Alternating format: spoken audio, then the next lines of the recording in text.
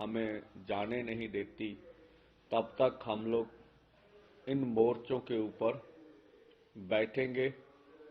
और जो हमारी दिल्ली जाने की बात है वो कायम रहेगी कि जब भी सरकार ऐसा निर्णय लेगी कि हम रास्ते खोल रहे हैं, तो हम उस समय अपनी राजधानी में जाकर लोकतांत्रिक तरीके से अपना आंदोलन जारी रखेंगे। इस तहत जो अब हम देख रहे हैं, किसान मजदूर लहर का जो महान शहीद है, शहीद शुभकरण सिंह, जिनकी कल उनके गांव में अंतिम अरदास या श्रद्धांजलि समागम होना है, उनके लिए हम पंजाब, हरियाणा, राजस्थान, यूपी, जो नजदीक के राज्य हैं, सभी यहाँ इन उत्तर भारत के राज्यों को, जो भी माताएं बहनें हैं, जो भी किसान मजदूर नौजवान हैं, सभी को ये बुलावा देते हैं कि इस महान शहीद की शहीदी में दिवस पर आप अधिक से अधिक जो भी संसाधन लेकर गांव बल्लो, जिला बठिंडा, वहां पहुंच सकते हैं, अधिक से अधिक पहुंचिए। और आगे के जो भी निर्णय हैं वो उस मंच से हम शहीद की शहीदी का जो भी उनका योगदान है वो कभी भूलेंगे नहीं, और उनकी बात को आगे बढ़ाते हुए उस आंदोलन में बड़े, उस शहीदी समागम में बड़े जो है ऐलान किए जाएंगे। इसके लिए सभी को हमारा खुला न्योता है कि उत्तर भारत के राज्य हिमाचल भी अधिक से अधिक यहाँ बल्लो गांव बठिंडा में पहुंचे और आगे के बड़े ऐलान उस मंच से हम लोग करेंगे। और जिस तरह से 2 बॉर्डरों के ऊपर हम मोर्चा लगाए हुए हैं, आने वाले 3 के बाद अन्य बॉर्डरों के ऊपर भी हमारा मोर्चा बढ़ेगा। और हम आज भी कहना चाहते हैं कि केंद्र की नीयत और नीति में खोट है। केंद्र किसी भी ढंग से ये हमें जो है ये कोड ऑफ कंडक्ट की ओर खींच रहा है कि जल्दी कोड ऑफ कंडक्ट लग जाए और उन्हें किसान मजदूर की बात ना मानने का बहाना मिल जाए। ये पूरा देश देख रहा है। लगभग 13 से पहले भी वार्ता शुरू हुई और कभी भी किसान मजदूर के ने ये नहीं कहा कि हम वार्ता के लिए तैयार नहीं है। अभी केंद्र की ओर से, स्टेट की ओर से जिस तरह से भड़काहट की जा रही है, इन दोनों बॉर्डरों के ऊपर पुरअमन और शांतमय तरीके से मोर्चा हमारा चल रहा है। इसके बावजूद उधर से कभी सरकार का बयान आ जाता है, आपके पासपोर्ट रद्द कर देंगे, आपका वीजा रद्द कर देंगे, और जो ड्रोन से हमने फोटो ले रखी है उसकी शनाख्त करेंगे। कभी इंटरनेट बंद कर दिए जाते हैं, कभी कुछ कर दिया जाता है, और भड़काहट लगातार केंद्र की ओर से पैदा की जा रही है। और जो पुलिस अधिकारी हैं बड़े हरियाणा के, उनके जो बयान है वो अच्छे नहीं है कि वो किसी यहाँ किसान मजदूर के लिए सुखद हो। और जिस तरह की बयानबाजी वो स्टेट की ओर से हो रही है, ये वार्ता के लिए उचित नहीं है। हमने पहले भी बोला था कि आप वार्ता से पहले इस तरह का माहौल पैदा करिए जो वार्ता के लिए अच्छा हो, और अभी तक उस तरफ तो कोई भी हाथ केंद्र ने बढ़ाया नहीं है। तो अब देखना होगा कि केंद्र आगे क्या करता है। लेकिन हम लोगों से आह्वान करते हैं कि जब तक जो भी हम मांगे लेके आए हैं, जिसमें से बड़ा मुद्दा एमएसपी लीगल गारंटी कानून का है, C2+50% के हिसाब से डॉक्टर स्वामीनाथन कमीशन की रिपोर्ट के अनुसार फसलों के दाम का सवाल है, किसान खेत मजदूर के कर्ज का सवाल है, बिजली एक्ट 2023 जो केंद्र ने हमारे साथ वादा खिलाफी की, जो पिछले आंदोलन में वादा था स्टेक होल्डर से वार्ता करने के बाद लाएंगे, वो वार्ता नहीं की, ले आए हैं उसको। ये निजीकरण है, इसको हटाने की मांग थी। पॉल्यूशन एक्ट में से कुछ तो इन्होंने काम किया, लेकिन खेती सेक्टर को बाहर नहीं किया, उसका नोटिफिकेशन भी अभी हमें दिखता नहीं है। सभी जो देश, दिल्ली या चंडीगढ़ में जो किसान मजदूर नौजवान के ऊपर केस डाले गए हैं, वो वापस लेना बड़ी बात नहीं थी, अभी वो भी नहीं लिया गया। लखीमपुर खीरी के मुख्य दोषी अजय मिश्रा खैनी तो सरकार को थोड़े दिन रह गए हैं, अभी तक उन्होंने उनके ऊपर 120 बी साजिश करने का पर्चा है, अभी उनको मंत्रिमंडल से बाहर नहीं निकाला। और जो लखीमपुर खीरी आंदोलन की जो मांगे थी उनको भी नहीं माना, ये बड़ी मांगे नहीं थी। और ये भी हम चाहेंगे, सरकार जो पंजाब की सरकार है, जिस तरह से वो स्थिति स्पष्ट नहीं कर पा रही है कि क्या केंद्र अथवा पंजाब सरकार का ये फिक्स ऑपरेशन था, ज्वाइंट ऑपरेशन था।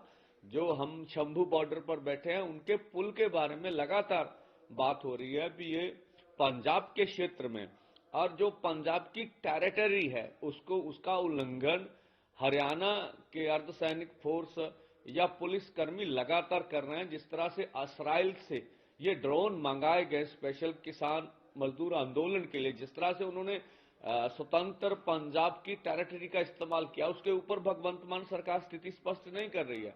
और जो हमारा नौजवान शुभकरण सिंह जी शहीद है, उसके ऊपर भी भगवंत मान सरकार की स्थिति स्पष्ट नहीं है। और जो जितने अभी तो 250 से ऊपर एमएलआर कटने की सरकारी रिपोर्ट में पुष्टि हो चुकी है, तो जो भी इधर इंजर्ड हुए हैं, क्या भगवंत मान सरकार उनकी सरकार के अब उन दोषियों के खिलाफ पर्चा दर्ज करेगी जो भी इंजर्ड इधर आके, जिनकी आंखें निकल गई, बुलेट जिनकी बाजू के आर पार हो गया, जिस तरह से प्रितपाल जी को यहां से अगवा करके उधर ले जाया गया, अब वो पीजीआई चंडीगढ़ में, तो ये पंजाब सरकार को स्थिति स्पष्ट करने पड़ेगी।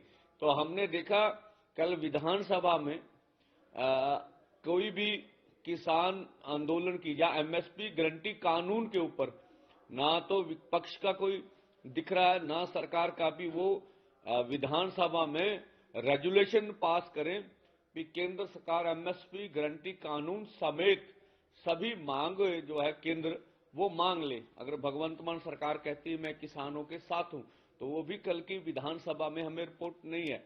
और आपको देखेंगे जिस तरह से पहले इंग्लैंड की पार्लियामेंट में जो है ये किसान मजदूर का मुद्दा गूंजा, अब कनाडा एल्बर्टा विधानसभा में जो एमएलए परमजीत सिंह बोपा रहे हैं कैलागरी से, उन्होंने फिर इस मुद्दे को वहां पर कनाडा की विधानसभा में भी, जो एक राज्य की विधानसभा, उठाया है। और ये जो हमारा आंदोलन है, ये जो है अंतर्राष्ट्रीय स्तर पर अब आगे बढ़ रहा है, और आगे देखेंगे और भी अन्य देशों की जो पार्लियामेंट्स हैं उनके ऊपर ये मुद्दा गूंजेगा, जैसे हमें खबरें मिल रही हैं। और पूरी देश की जो विधानसभाएं हैं वहां भी ये मुद्दा गूंजेगा। और हम यही आशा रखते हैं कि स्वयं प्रधानमंत्री जी आगे आए और आगे आकर सारी स्थिति को स्पष्ट कर दें। एमएसपी लीगल गारंटी कानून बनाने में भारत सरकार को क्या दिक्कत है, क्या दुविधा है, उसके बारे में स्पष्ट करें तो सबसे अच्छा होगा। तो जैसे कि बाहर के मुल्कों में जो फॉरेन कंट्रीज वहाँ पार्लियामेंट में आवाज उठाई, हमारे मुल्क में, हमारी स्टेट में, हमारे राज्य के मंत्री या सीएम आवाज उठा रहे, क्या फर्क समझते हैं? जब इलेक्शन आते हैं वोट मांगने के लिए आपके पास आते हैं, अब आपको जरूरत हो आपका ये साथ दीजिए। हाँ देखिए, जो किसानों की ओर से चुने जाने वाले एमपीज हैं, जो वो लगभग 300 से अधिक है हमारी पार्लियामेंट्स में, तो कोई भी कारपोरेट का एमपी उधर होता नहीं है। लेकिन जो कारपोरेट की नीति है उनको लागू करने के लिए सारे एमपी पार्लियामेंट्स तैयार होती है, लेकिन किसान और खेत मजदूर की बात करने के लिए कोई भी पार्लियामेंट्स तैयार नहीं होता। हमारे 13 एमपी चुने हुए हैं, एक आध को छोड़कर बाकियों ने तो मुंह ही नहीं खोला है। और जो राज्यसभा के मेंबर हैं, जो ज्यादातर आम आदमी पार्टी के हैं, मुझे ज्ञात नहीं है भी कोई उन्होंने कुछ बोला हो। तो ये इस तरह से अब देश पूरा देख रहा है, जो भी कर रहे हैं हमारे मंत्री, एमएलए, एमपी, तो आने वाले समय में जिस तरह की सरकार की, केंद्र सरकार की भूमिका है, तो देश देख रहा है, इनके बारे में उचित निर्णय करेगा आने वाले समय में। सेंट्रल इलेक्शन आ रहे हैं, एमपी राज्यसभा के इलेक्शन आ रहे हैं, किसानों का कोई बाजू पकड़ने वाला कोई, तो आप समझते हैं इलेक्शन में जब ये गांव-गांव जाएंगे, क्योंकि ज्यादा वोट गांव के होते हैं, तो क्या इनके समर्थन में कोई किसी भी पार्टी के समर्थन में किसान आगे आएंगे?